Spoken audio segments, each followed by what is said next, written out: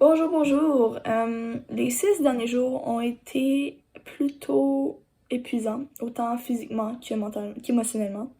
Depuis l'accident, ça a probablement été l'une des semaines où mes émotions ont été le plus rocambolesques, notamment à cause de la fin de mon secondaire. Quand je dis rocambolesque, c'est vraiment des montagnes russes de bons et de mauvais. Ça loin d'être... voyons. C'était loin d'être une semaine purement négative, au contraire. Je vous avertis, vous allez voir des, voyons, j'aime ça. Vous n'allez pas seulement voir des clips où je souris, bien qu'il y en a, mais des séquences dans lesquelles je vais pleurer, vite fait. Oui, ça m'embarrasse énormément, mais je l'ai mentionné dans ma dernière vidéo que je ne bougerai pas quand ça va pas comme je le souhaite et que ben, c'est normal d'avoir des moments de doute et d'incertitude. Euh, non, de doute et de vulnérabilité, parce que, bref, l'incertitude et le doute, c'est la même chose. Ouais. Mais je pense qu'ils sont autant importants à montrer parce que ça rend tout le processus beaucoup plus vrai. Malgré que le fait que je n'ai pas eu une progression, comment je pourrais dire, linéaire cette semaine, due à quelques distractions que je considère amplement justifiées, ben, je pense que j'ai bien géré l'état de mon genou. Mais je vais laisser les vidéos parler d'elles-mêmes.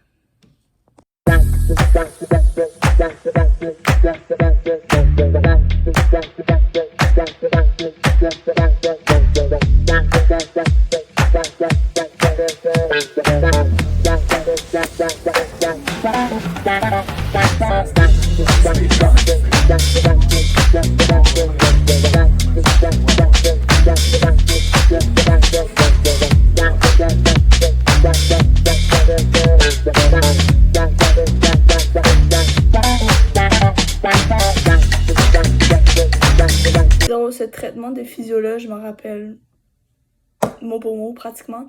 J'étais arrivée de mauvaise humeur parce que la veille, j'avais beaucoup marché. Beaucoup marché étant 3 kilomètres. 3 gros kilomètres. Non, c'est vraiment peu, mais pour ma situation à moi, c'était beaucoup. Ça fait en sorte que mon genou a beaucoup enflé. Beaucoup. Ben, c'est relatif, là, mais il était plus enflé que normalement. Ce qui a causé une perte d'amplitude de mouvement, donc une perte de mobilité. J'étais frue parce que je savais que le traitement allait être plus difficile et peut-être moins concluant. Finalement, ça n'a pas été le cas parce que Sébastien, mon physio, fait des miracles. Mais ouais, reste que j'étais très sceptique. Puis là, j'ai dit, oh my god, si juste en marchant, mon genou y enfle, je pourrais jamais danser à mon bal et à mon après-bal. Et oui, ça, c'était très important pour moi. Parce que ceux qui me connaissent savent que j'adore danser, bien que je n'ai aucun talent quelconque. Mais en tout cas, c'est quelque chose à laquelle je tenais. Parce que je me disais, c'est le dernier événement de mon secondaire, il faut que comme, je puisse en profiter pleinement. Donc là, j'ai mon physio, ben là, ce sera pas possible. Je me suis mis à comme, verser une coupe de larmes devant lui. Mon physio a super bien géré ça et j'ai adoré la réponse qu'il m'a donnée. Il a été extrêmement rassurant. Il a dit, tu sais, Anne, il faut que tu vives à travers ça, là. T'as une vie à vivre. Oui, c'est pas le fun ce qui t'arrive, mais justement, c'est là où est-ce qu'il faut que t'ailles chercher le maximum de moments de plaisir possible pour te donner un boost, justement, avec ce qui t'arrive. Donc, il m'a comme... Cette... Dans le fond, ces paroles-là m'ont comme donné une sorte de bénédiction pour, euh, pour me dire comme Anne, t'as le droit d'avoir du fun ce soir. Donc finalement, j'ai apporté une marchette au bal, comme vous allez voir dans la vidéo. Puis j'ai pu danser et voilà, j'ai eu beaucoup de plaisir.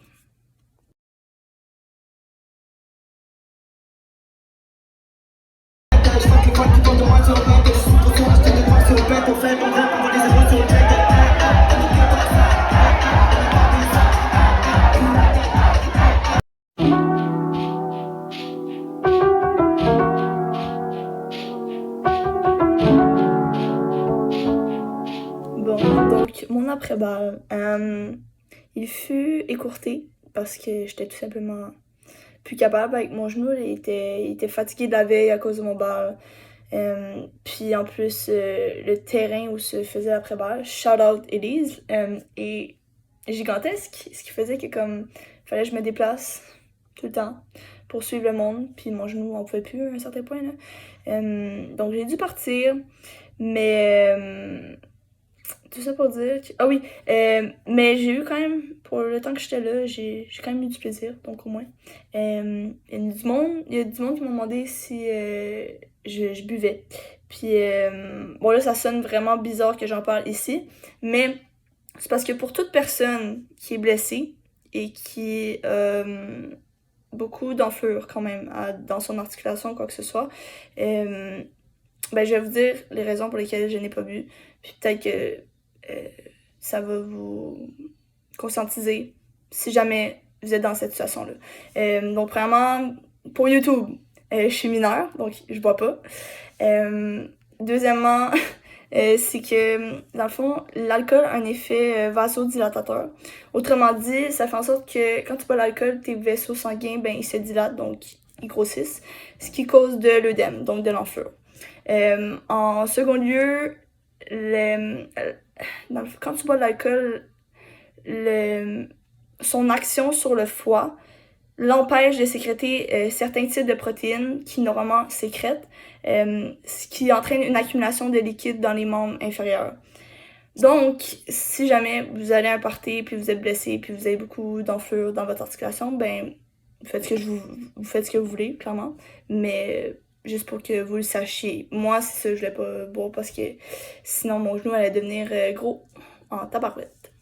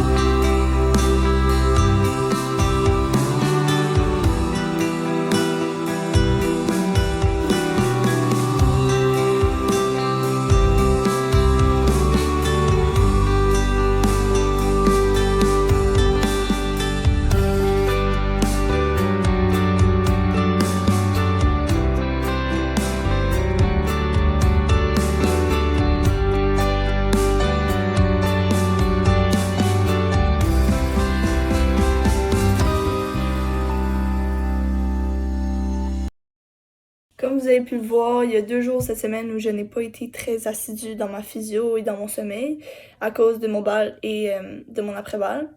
Étant une personne qui déteste se sentir irréprochable, j'ai eu de la misère à m'accorder cette grâce.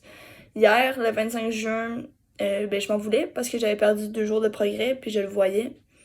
Aujourd'hui, après avoir fait mes exercices et avoir constaté du progrès à nouveau, j'ai le recul nécessaire pour que ça me confirme que je capotais pour rien, là. Tout simplement. Dernière chose avant que je coupe, j'ai appris aujourd'hui que ce n'est peut-être plus possible pour moi de me faire opérer début juillet. Il n'y a rien d'officiel et je vous épargne les détails, mais honnêtement, ça m'a cassé sur le coup parce que physiquement, j'ai les critères de mobilité pour me faire opérer. Puis on m'avait dit que j'avais le droit d'espérer pour début juillet si ma mobilité était conforme. Bref, il y a une partie de moi qui veut encore espérer parce que je m'étais préparée mentalement. Puis parce que l'attente est vraiment difficile. Puis parce que justement, tout ça retarde mon processus de retour au jeu. Mais c'est ça, il y a une partie de moi aussi qui est épuisée d'être déçue et qui veut se protéger. Donc en tout cas, merci d'avoir écouté jusqu'au bout et pour la suite, je vous tiens au courant.